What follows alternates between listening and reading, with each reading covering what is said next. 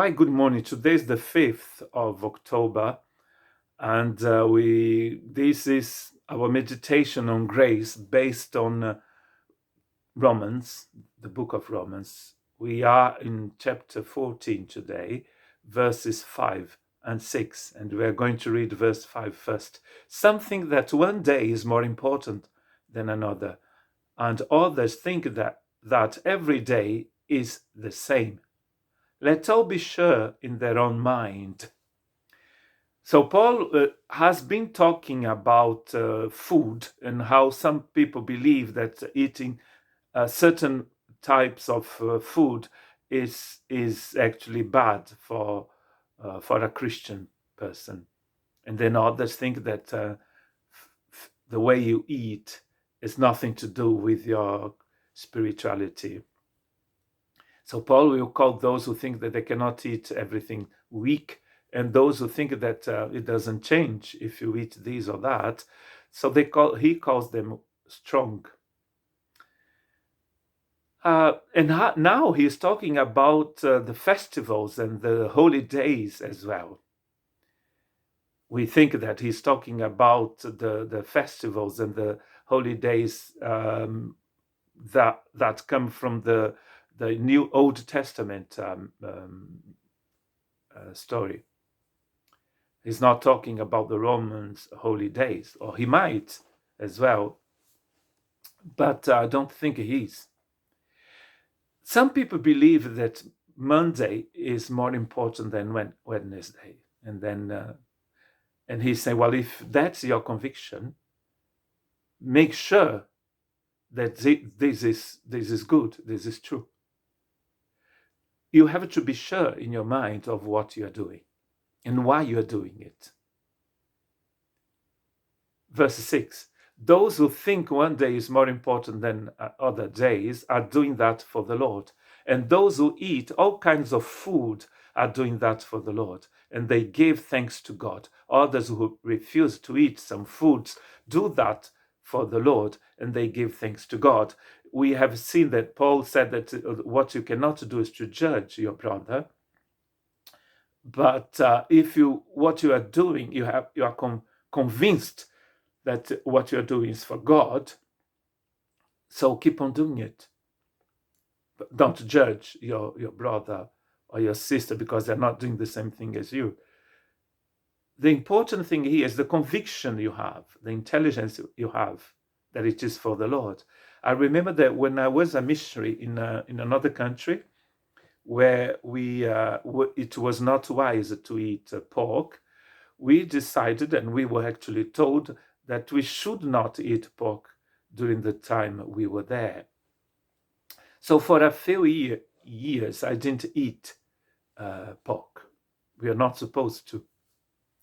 But we were told, we knew why we shouldn't eat pork. It wasn't because it was a sin to eat pork. We had a conviction that for the testimony that we wanted to give in that community, in that country, it was better not to eat pork, because people who lived there didn't think thought it wasn't a Christian, a good thing to eat pork. So for that, we didn't eat pork. It was a conviction that we had, but it wasn't because we thought it was a sin.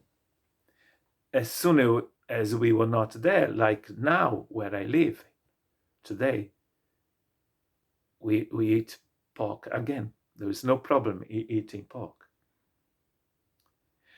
Paul is saying that we have to understand what we are doing. And he's going to say a bit more in 1 Corinthians 10, 30, 31. If I eat the meal with thankfulness, why am I criticized because of something for which I thank God? The answer is, if you eat or drink, or if you do anything, do it for the glory of God. He's saying that this is the answer. I think this is the key for the whole thing about observing, believing that there are holy days, holy festivals, that some foods are holy, some others are not. It's if you do it for the glory of God.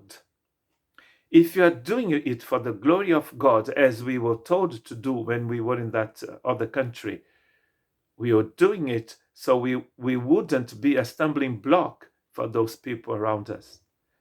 And it was, I believe, for the glory of God. It wasn't for our own glory. It was more a sacrifice for us than anything else. But it was for the glory of God. If it is for the glory of God, it's okay. We don't talk about sin, because sin is never for the glory of God. And eating or not eating is not a sinful thing, is it? Because otherwise, he wouldn't even been talking about it like that. Everything that comes from sin, we don't even try to argue and say, well, maybe it's sin today, but it's not tomorrow. Maybe it's sinful here, but it's not in another. It is not in another country. No, sin is sin everywhere. If it is sin, it is sinful. It is sin everywhere. But here we are talking about the choices that people have. But the problem is that some people will try to enslave you with this thing of eating or not eating. 1 Timothy 4, 3 and 5. They forbid people to marry and tell them not to eat certain foods, which God created to be eaten with thanks by people who believe and know the truth. I think Paul is on the side of the strong ones. This is the end of his career, his life. He might have become more on the side of the strong ones. Everything God made is good, and nothing should be refused if it is accepted with thanks, because it is made holy by what God has said and by prayer. So he's talking about those false doctors who went to different churches telling people not to marry, not to eat this and that. And we realize here that this is not done for the glory of God. He's saying that everything that God created is to be eaten with thanksgiving. So there is no problem in eating everything. But if you don't want to, because you have a certain conviction and you think it is for the glory of God, do it, but don't criticize other people who don't live like you. And the point is, everything has to be done for the glory of God. If it is for the glory of God, it's good for everyone. It's good for me. Because everything that is for the glory of God is good. God bless you.